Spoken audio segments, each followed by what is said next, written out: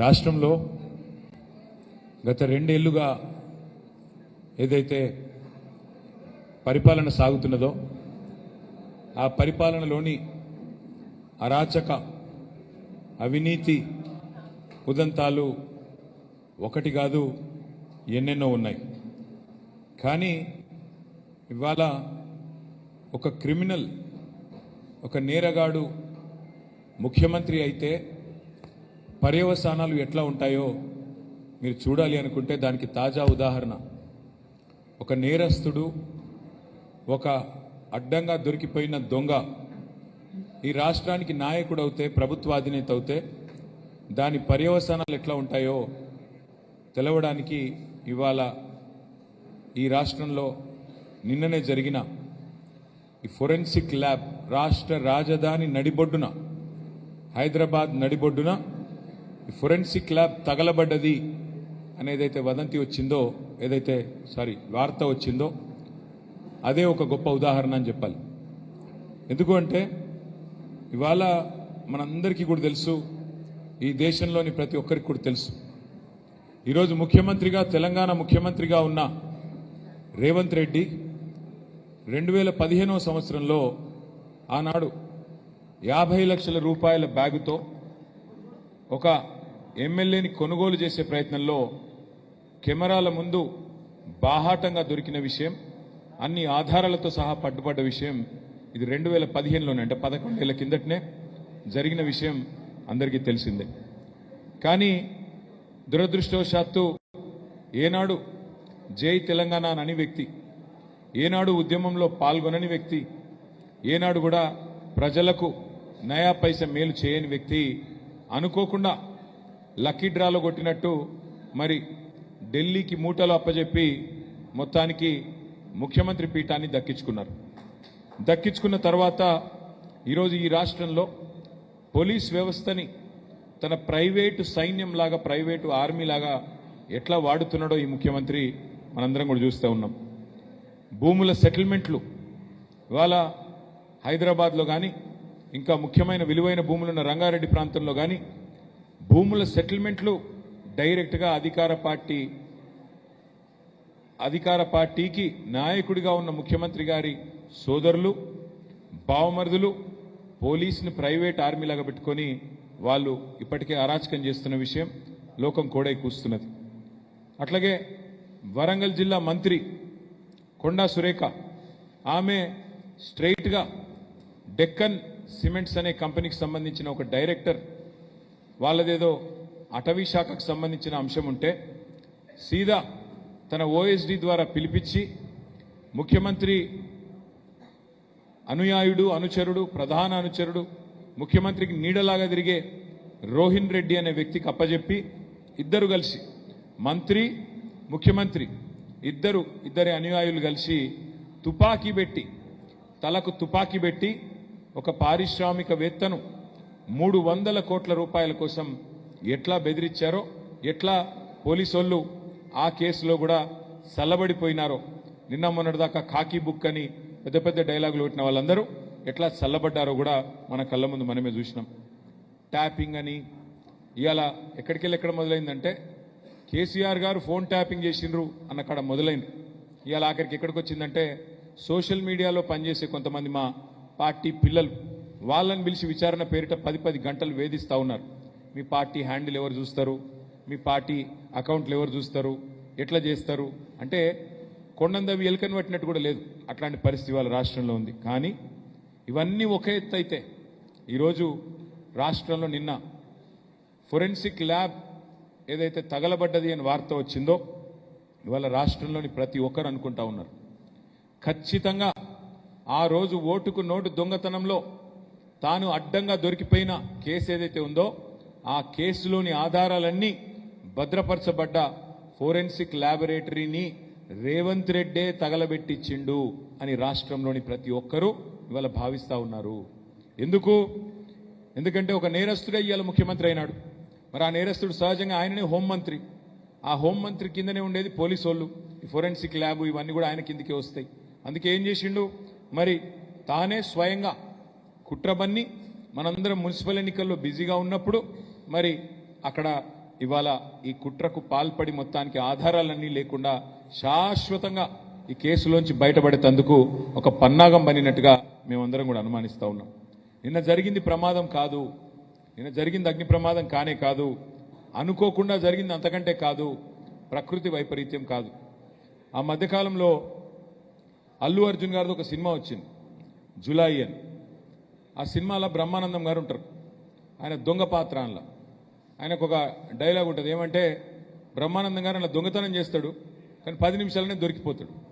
రేవంత్ రెడ్డి కూడా అంతే, ఈయన కూడా దొంగనే కానీ 10 నిమిషాల్లో దొరికిపోతాడు. ఎట్లా అంటే నేను అడుగుతా ఉన్నా, ఏమైనా ఇట్లాంటి పని చేస్తే కూడా ఆలోచించి చేయాలి కదా. అగ్ని ప్రమాదాలు ఎప్పుడు జరుగుతాయండి రాష్ట్రాల్లో కానీ దేశంలో కానీ? ఎండాకాలంలో జరుగుతాయి. చలికాలంలో ఎక్కడైనా అగ్ని ప్రమాదాలు జరుగుతాయా? ఎవడన్నా మెడకాయ మీద తలకాయ ఉన్నోడు నమ్ముతాడా చలికాలంలో అగ్ని ప్రమాదం అయిందంటే? శివరాత్రి దాకా చలి ఉంటుంది రాష్ట్రంలో. మీ వరంగల్ కూడా ఉన్నది కదా, తెల్లారి మంచు పోతలేదు 10 దాకా. మరి అది కూడా చలికాలంలో పొద్దున 10కి ఏది చలి ఉండంగా మొత్తం అగ్ని ప్రమాదం జరిగిందంటే ఇది మనం నమ్మాలన్నట్టు. అందుకే అంటున్నాను నేను, ఈ దొంగకు దొరికిపోవడం స్పెషాలిటీ రేవంత్ రెడ్డి అనే దొంగకు. అందుకే ఖచ్చితంగా మరి ఈ చలికాలంలో జరిగిన అగ్ని ప్రమాదం చేయించబడ్డ ప్రమాదంగానే ప్రజలు భావిస్తా ఉన్నారు. ఒక పక్కడబందీ ప్రణాళికతో రేవంత్ రెడ్డి అనే నేరగాడు క్రిమినల్ తన క్రిమినల్ మనస్తత్వంతో ఆధారాలను మాయం చేయడానికి ఫోరెన్సిక్ ల్యాబ్ను తగలబెట్టించినాడు అని మేము రాష్ట్ర ప్రజలతో పాటు మేము కూడా భావిస్తా ఉన్నాము. ఎందుకంటే అందరికీ తెలుసు, ఓటుకు నోటు కేసు మొత్తం జగద్విదితం. అది ఒక రాష్ట్రంలో కాదు, దేశమందరికీ తెలుసు, ప్రపంచం మొత్తానికి పోయింది. కానీ ఇక్కడ అతి ముఖ్యమైన విషయం ఏంటంటే, తాను తప్పించుకోవడానికి, తన కేసులకు వెళ్ళి బయటపడడానికి న్యాయస్థానంలో తుది దశకు వచ్చింది. ఇప్పుడు ఈ కేసు 11 ఏళ్ల తర్వాత న్యాయస్థానంలో చివరి దశకు వచ్చింది. ఆ చివరి దశలో ఆధారాలు మాయం చేయడానికి ఈ నేరగాడు పన్నిన కుట్ర ఇది. కానీ ఆ కుట్రలో దురదృష్టవశాత్తు ఏం జరిగింది అంటే, నేరాల విచారణలో చాలా కీలకమైన విభాగం ఈ ఫోరెన్సిక్ విభాగం. హోంశాఖ కిందనే ఉంటుంది. కానీ వాళ్ళు ఏం జరిగింది, పట్టపగలే అక్కడ ఉన్న ఇతర 100,000 కేసుల ఆధారాలు కూడా ఆహుతైపోయినాయి. అందులో ఎంతోమంది క్రిమినల్స్ ఉంటారు, మర్డరర్లు ఉంటారు, రేపిస్టులు ఉంటారు, ఎన్నో రకాల కేసులు ఉంటాయి. ఆ కేసులకు సంబంధించిన ఆధారాలన్నీ ఈ క్రిమినల్ వల్ల ఆ క్రిమినల్స్ కూడా తప్పించుకొని అలా సమాజంలో తిరిగే ఒక పరిస్థితి వచ్చింది. ఇది నేను ఊరికేనే అంటలేను, మీరు చూడండి ఒక్కసారి ఎంత ఎంత కట్టుకథలాగా చెప్పారంటే స్టోరీ. వీళ్ళు నిన్న పొద్దున ఇగో ఇది వాళ్ళు నిన్న విడుదల చేసిన press release. Director TGFSL Telangana forensic laboratory వాళ్ళు విడుదల చేసిన ప్రకటన తూతూ మంత్రంగా, ఏం పెద్ద నష్టం కాలేదు, కొన్ని సదుపాయాలకే నష్టమైంది, ఈ ఘటనలో ఎలాంటి ప్రాణ నష్టం కానీ ఎవరికి గాయాలు కలగలేదు అని మొదలు తూతూ మంత్రంగా డైవర్షన్ గేమ్ లాగా స్టార్ట్ చేసింది. కానీ ఏమైంది, ఒక ఇన్స్పెక్టర్ గారు పాపం ఆయన కొద్ది నిజాయితీగా పనిచేసినట్టున్నాడు. ఆయనకు ఎఫ్ఐఆర్ రిజిస్టర్ చేయమని ఆయనకు లోకల్ ఆ ల్యాబొరేటరీ వాళ్ళు కంప్లైంట్ ఇచ్చింది. శ్రీనివాసరెడ్డి అని కంప్లైంట్ ఇచ్చిండు, పి శ్రీనివాసరెడ్డి. ఎఫ్ఐఆర్ నమోదు చేసిండు. ఎఫ్ఐఆర్లో అన్ని చాలా వివరంగా రాసిండు. వాళ్ళు ప్రెస్ నోట్లనేమో ఏం జరగలేదు, అంత మంచిగానే ఉంది అన్నట్టు, ఏదో తక్కువ నష్టం జరిగింది అన్నట్టుగా బుకాయించే ప్రయత్నం వాళ్ళు చేస్తే, ఇది ఫస్ట్ ఇన్ఫర్మేషన్ రిపోర్ట్. ఇందులో చాలా స్పష్టంగా ఏం రాశారు అంటే, ఎఫ్ఐఆర్లో పొద్దున 10కి అగ్ని ప్రమాదం అయింది అని మాకు ఇన్ఫర్మేషన్ వచ్చింది. మధ్యాహ్నం 1:30 దాకా 3 గంటలన్నర దాకా 3 అంతస్తుల భవనంలో 3:30 గంటలు పట్టిందంట మంటల అదుపులోకి తెచ్చేందుకు. మీరు ఆలోచన చేయండి, అదేమన్నా 30 అంతస్తులు కాదు, 50 అంతస్తులు కాదు, 3 గంటలు పట్టిందట. గా బుడ్డ 3 అంతస్తుల బిల్డింగ్లా ఫైర్ కంట్రోల్ చేసేందుకు. 10 గంటలకు ఈ సాక్ష్యాధారాల చెరిపివేత కార్యక్రమం ఏదైతే మొదలైందో, సాక్ష్యాలన్నీ మాయమయ్యే వరకు 3:30 గంటలు నిర్విఘ్నంగా జరిగేందుకు మరి ప్రైవేట్ ఆర్మీ లాగా అక్కడ పోలీసు వాళ్ళు కానీ ఇంకా ఇతరులు కానీ సహకరించినట్టుగా కనబడతా ఉంది. 3 అంతస్తుల బిల్డింగ్లా ఫైర్ ఆపేందుకు 3:30 గంటలు పడుతుందంటే, ఇంత ఎఫెక్టివ్ ఫైర్ డిపార్ట్మెంట్ ఉంది మనకి, వాళ్ళకి 3:30 గంటలు పట్టిందంటే ఎవరైనా నమ్ముతారా? దీనిలో పెద్దవాళ్ళ పాత్ర లేదు అంటే ఎవరైనా నమ్ముతారా? అంటే కేవలం ఇంకా విచిత్రం ఏంటంటే, ఇక్కడ మొదటి అంతస్తులో ఫైర్ ఆపడానికే 3 గంటలు పట్టిందంట, మిగతా అంతా కలిపి అర్ధగంటనట. ఆ మొదటి అంతస్తులోనే అసలు కీలకం ఉంది. ఈ రాష్ట్రంలో శాంతి భద్రతలకు సంబంధించి పెద్ద పెద్ద నేరగాళ్లకు సంబంధించిన ముఖ్యమైన కేసులకు సంబంధించి అతి ముఖ్యమైన ఇన్ఫర్మేషన్ అంతా స్టోర్ చేసేది ఈ ఫోరెన్సిక్ ల్యాబొరేటరీ. అక్కడ డ్యూటీలో ఎవరు లేరట. ఇది జరిగినప్పుడు ఇంత విచిత్రం చూడండి. 24 గంటలు డ్యూటీలో ఉండాల్సిన చోట ఉదయం 10 గంటలకు డ్యూటీలో ఎవరు లేరట. ఎవరూ లేకపోవడం వల్ల అనుకోకుండా ఎవరు అటెండర్ చెప్తే వీళ్ళకి తెలిసిందట. ఇవన్నీ కూడా చాలా చతురతను, చాలా అతి తెలివితేటలను, ఫేక్ న్యూస్ను నడిపి మీడియాను మేనేజ్ చేసి తిమ్మిని బమ్మిని చేసే ప్రయత్నంలో ఒక భాగంగానే మేము కనబడతా ఉన్నాం. అందుకే మొదలేమన్నారు, ఏం కాలేదు, అక్కడ ఏం నష్టం జరగలేదు అని ఒక తుపేల్ ప్రెస్ నోట్ రిలీజ్ చేసినారు. ఆ తర్వాత ఇగో ఇది ప్రెస్ నోట్, అందులో ఏం లేదని. తర్వాత ఎఫ్ఐఆర్ వచ్చింది బయటికి. ఎఫ్ఐఆర్లో పాపం మా పోలీస్ ఆయన నిజాయితీగా పనిచేసినట్టున్నాడు. ఆయన రాసిండు క్లియర్గా ఏమి జరగలేదు అనేది తప్పు.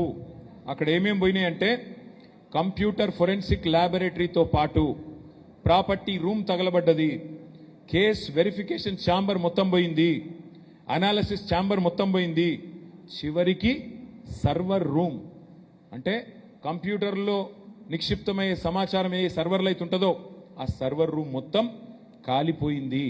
ఒకటి కాదు, property room, case verification chamber, analysis chamber, చివరికి సర్వర్ రూమ్ అన్ని పూర్తిగా కాలిపోయినాయని చెప్పి నేను చెప్పడం లేదు, ఎఫ్ఐఆర్ చెప్తా ఉన్నది. దీన్ని బట్టి మనం ఏమర్థం చేసుకోవచ్చు, విజయవంతంగా అనుకున్న పని చేసిండ్రు, విజయవంతంగా పకడ్బందీగా వేసుకున్న ప్రణాళిక పకడ్బందీగా అమలు చేసినారు. ఎందుకంటే ఒకసారిగా సర్వర్లు అలవెట్టినాక ఇంకేముంటుంది కాడ, ఆధారాలు పోయింది, కేసు పోయింది, సర్వర్లు పోయినాయి, అందులో ఉన్న డేటా పోయింది. కుట్ర విజయవంతంగా ముఖ్యమంత్రి గారు పూర్తి చేసినారు. 50 కంప్యూటర్లు తగలబడ్డాయంట. ఇలా ఒక ప్రభుత్వం అదేవిధంగా ప్రభుత్వాధినేత బహుశా తమ కార్యాలయాన్ని తామే మొట్టమొదటిసారి కుట్రతో కాల్చేయించడం చరిత్రలో ఎక్కడ జరిగి ఉండదు అని రాష్ట్ర ప్రజలు భావిస్తూ ఉన్నారు. నేను ఇవాళ కేంద్ర ప్రభుత్వాన్ని సూటిగా డిమాండ్ చేస్తా ఉన్నా. ఎందుకంటే దొంగ చీకటి ఒకటైపోయినాయి, ఇక్కడ దొంగ చీకటి ఒకటైపోయినాయి.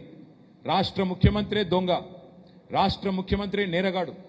ఆయన కింద ఉండే శాఖలో ఇవాళ పూర్తి స్థాయిలో ఒక కుట్రపూరితంగా ఈ యాక్సిడెంట్ జరిగిందని రాష్ట్రం మొత్తం భావిస్తా ఉన్నది.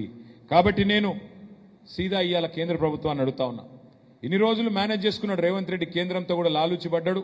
పోయినప్పుడల్లా అమిత్ షా కాలు పట్టుకుంటాడు ఢిల్లీలో, లాలూచిపడి మేనేజ్ చేసుకున్నాడు. కానీ కేసు మాత్రం న్యాయస్థానంలో ఉంది కాబట్టి, విచారణ చివరికి వచ్చి శిక్ష పడే టైం వచ్చింది కాబట్టి, మరి వాళ్ళు కేంద్రం వాళ్ళు చెప్పినరో ఈయన తెలివితేటలో కానీ మొత్తానికి ఇన్ని రోజులు నెట్టుకొచ్చిండు 2 years.